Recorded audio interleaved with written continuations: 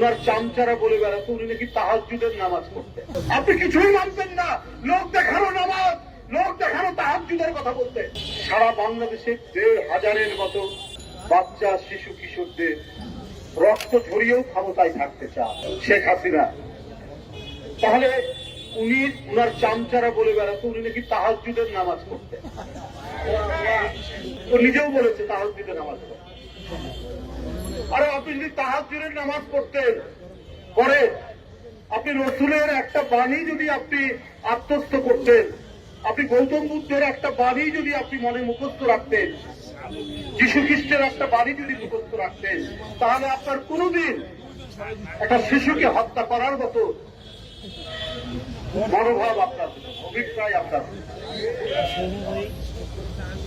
আপনি কিছুই মানতেন না, লোক দেখানো নামাজ, লোক দেখানো তাহাজ্জুদের কথা বলতেন। এটাকে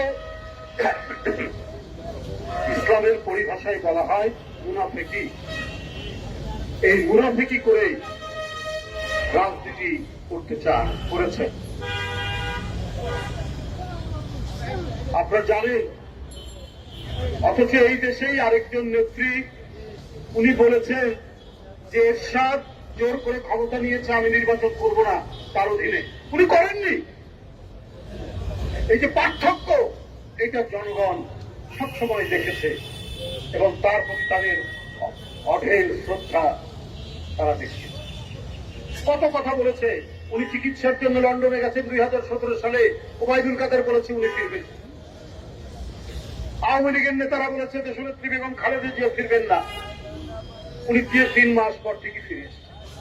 উনি দেশের মাটি আর মানুষ ছাড়া উনি বাইরে লুকিয়ে থেকে কোনদিন রাজনীতি করেননি। এই কারণেই আজকে তিনি জনপ্রিয়।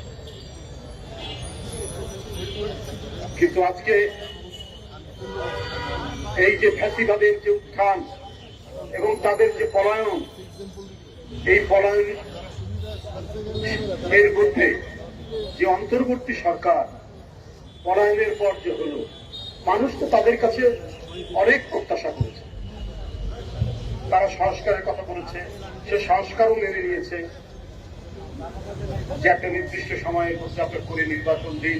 বিএনপির পক্ষ থেকে বলা হয়েছে, আরো অনেকে বলেছে, এমনকি বিভিন্ন সাংস্কৃতিক সংগঠনও কিন্তু এই কথাগুলো বলেছে। আজকেও আমি পেপারে দেখলাম কবিতা পরিষদ নাকি তারাও দ্রুত নির্বাচনের কথা বলেছে। তো সরকার এই ব্যাপারে নিরুত্তর, নিষ্ঠুর। কেন? সেটা কি? এখন তো মানুষ ধীরে ধীরে নানা ধরনের সন্দেহ করেছে।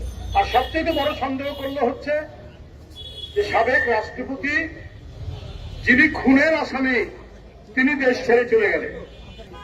গোয়েন্দা সংস্থা ডিজিএফআই, গোয়েন্দা সংস্থা জাতীয় নিরাপত্তা, জাতীয় গোয়েন্দা সংস্থা এনএসআই, এরা ক্লিয়ারেন্স তা দিলে